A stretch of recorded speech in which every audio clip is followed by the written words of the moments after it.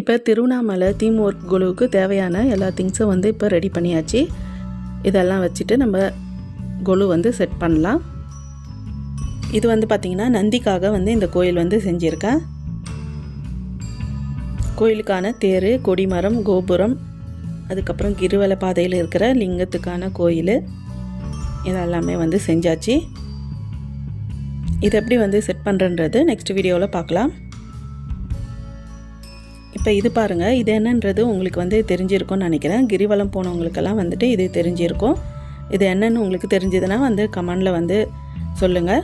இந்த வீடியோ வந்து உங்களுக்கு பிடிச்சிருந்தா லைக் பண்ணுங்கள், ஷேர் பண்ணுங்கள், சப்ஸ்கிரைப் பண்ணுங்கள். தேங்க்யூ ஃபார் வாட்சிங். Bye bye.